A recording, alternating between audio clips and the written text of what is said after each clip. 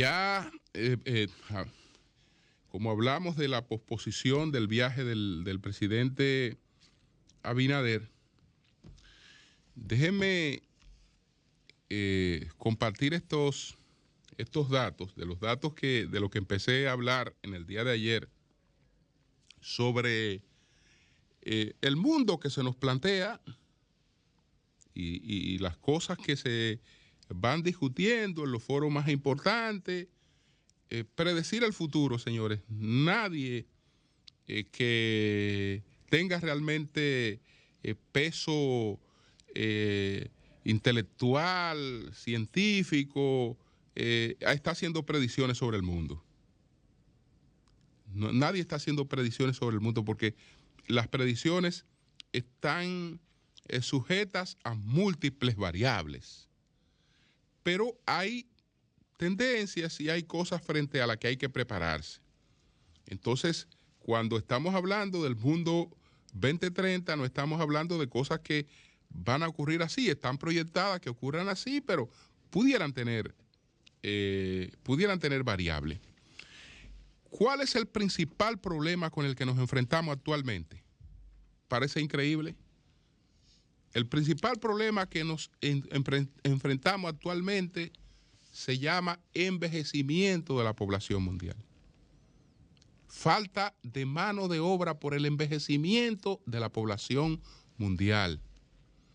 Y eso se está registrando en las principales economías. Estamos hablando de la economía de Estados Unidos y de Europa, y estamos hablando de la economía china.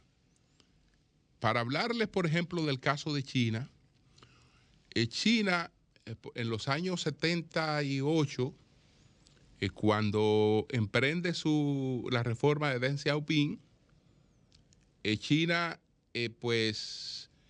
temiendo a una gran explosión demográfica en el futuro, adopta la política del hijo único. Pero ¿qué pasa? Que los chinos tarde han reconocido que la política del hijo único no era necesaria. ¿Por qué no era necesaria? Porque las tasas de natalidad se están reduciendo por otras razones que no ameritaban de una política de hijo único. Porque en los países donde no se tomó la política del hijo único, también se ha reducido, como en China, drásticamente la tasa de natalidad. Lo que quiere decir que la política del hijo único no era necesaria. Venían ocurriendo cosas que reducían la tasa de natalidad. Ya hemos hablado que una de esas cosas es la mudanza de la ruralidad hacia la urbanidad. Hoy, más de 4.000 millones de personas viven en poblaciones urbanas. Más de 4.000 de los 8.000, casi 8.000 millones de personas viven en poblaciones urbanas. Ese solo hecho de cambio de ruralidad por urbanidad influyó en una reducción de la tasa de natalidad.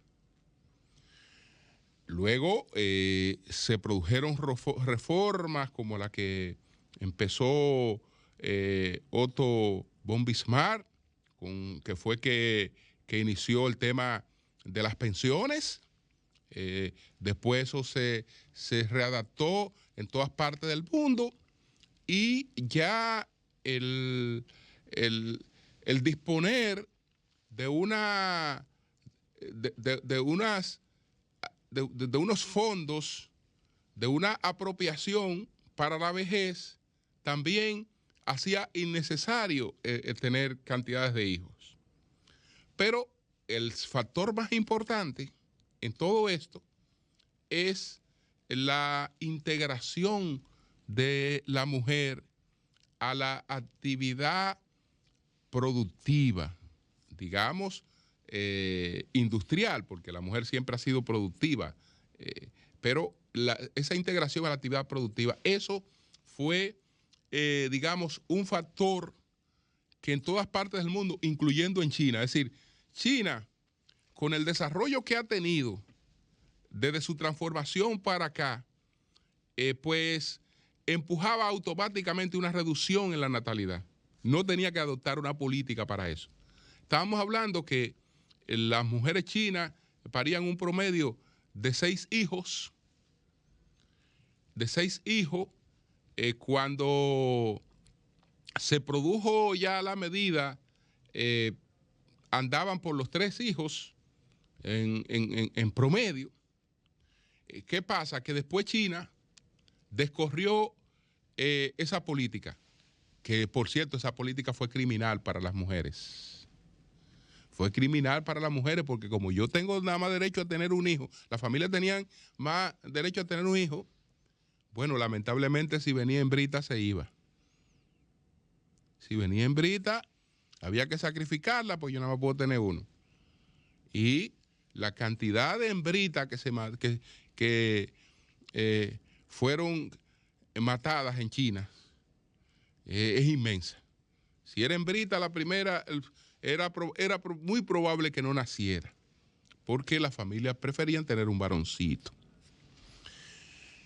¿Qué pasa? Que China descorrió eso y después entonces dijo no, el hijo único no, pueden ser 2.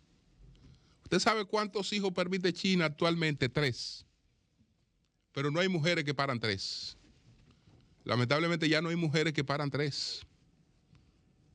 Y ya China, no, pues ustedes pueden parir 3, sí, pero ahora no hay mujeres que paran 3. Ahora no hay mujeres que paran 3. Entonces, una de las economías que está llamada, la economía que está llamada a convertirse en la principal del mundo, tiene como uno de sus hándicaps, uno de sus problemas más importantes, una población envejecida. Y no tiene una sustitución de esa población. Podrán decirme, bueno, es que eso no es problema porque lo vamos a sustituir con tecnología, lo vamos a sustituir con robots, etcétera. Por ejemplo, Japón, donde va la vicepresidenta actualmente, Japón necesita para el año próximo nada más y nada menos que 1 millón de enfermeros o enfermeras. 1 millón. Los japoneses están haciendo grandes experimentos para que una parte de esas enfermeras sean robots. Sean robots, sean inteligencia artificial, pero aún así, pues necesitan personal humano, hombres o mujeres, para esa actividad. Entonces, déjenme resumir este dato que publica Mauro F. Guillén, quienes quieran conseguir la obra, que no tiene desperdicio. No tiene desperdicio, sobre todo para la gente que tenemos que estar opinando constantemente sobre temas de la actualidad, y por lo menos uno le aporta mucha información que sirve de base para eso. Que se titula El Nuevo Mundo 2030. Fíjense este dato, y ya paso a otro tema después, que en China unas 54,000 personas celebran su cumpleaños número 60 cada día. Es decir, ¿cuántos chinos cumplen 60 años todos los días? 54,000 chinos en China cumplen 60 años todos los días. Todos los días hay nuevos sesentones en China. En Estados Unidos esa cifra es de unos 12,000, es decir, 12,000 estadounidenses cumplen 60 años todos los días. En todo el mundo suma unos sorprendentes 210,000, es decir, en todo el mundo 210,000 personas cumplen años todos los días. Pero cumplen 60 años, no es que un cumpleaños todos los días, no, 60 años todos los días en todo el mundo. Son 210,000 personas. Pocos emprendedores o empresas pueden resistirse a cifras como esta. Para el 2030, la cantidad de personas en ese grupo de edad será de unos 1.400 millones en todo el mundo. Hoy existen 1.000 millones. Estados Unidos tendrá 14 millones más, para un total de 90 millones. México 6 millones más. Reino Unido 3 millones más.